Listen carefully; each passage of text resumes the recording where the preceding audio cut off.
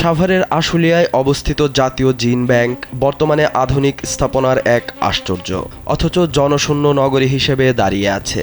বাইরে থেকে দেখলে একে কোনো বিদেশের অত্যাধুনিক গবেষণাপল্লী মনে হলেও ভেতরে পা রাখলেই চারদিকে শুধু শূন্যতা আর নিস্তব্ধতা।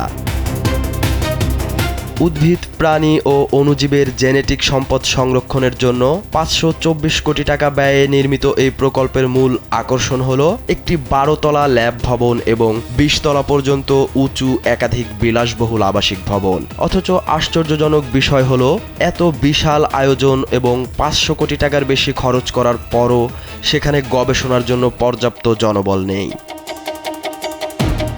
ঝকঝকে বারান্দা আর সুউচ্চ ইমারতগুলো এখন অব্যবহৃত।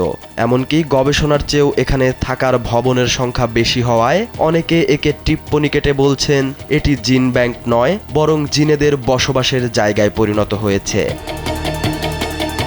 প্রকল্পটির মূল উদ্দেশ্য ছিল বাংলাদেশের জীববৈচিত্র্য রক্ষা করা এবং গবেষণার একটি বড় কেন্দ্র বা সেন্ট্রাল হাব হিসেবে কাজ করা। ২০১৮ সালে শুরু হওয়া এই কর্মযজ্ঞ ৩ বছরে শেষ হওয়ার কথা থাকলেও লেগেছে ৭ বছর।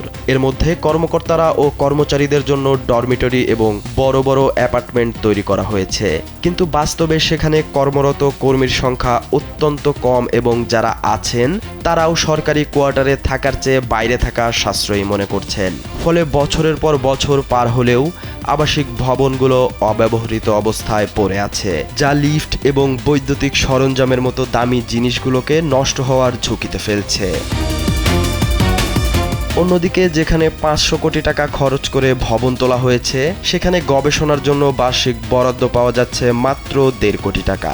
পর্যাপ্ত দক্ষ বিজ্ঞানী এবং কর্মী নিয়োগ না হওয়ায় এই বিশাল অবকাঠামোটি দেশের কোনো কাজে আসছে না। বিশেষজ্ঞরা সতর্ক করেছেন যে দ্রুত জনবল নিয়োগ এবং গবেষণা কার্যক্রম শুরু না করলে রাষ্ট্রের এই বিপুল পরিমাণ অর্থ কেবল অপচয়েই পর্যবসিত হবে। তবে কর্তৃপক্ষ জানিয়েছে তারা ভবনগুলোকে অন্য গবেষণা প্রতিষ্ঠানের সাথে যৌথভাবে ব্যবহারের কথা ভাবছে এবং জনবল নিয়োগের প্রক্রিয়াটি এখনও প্রশাসনিক স্তরে আটকে আছে।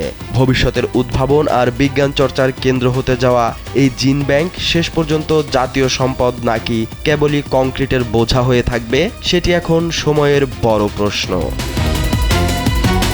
সালাউদ্দিন সাজু, কালবেলা।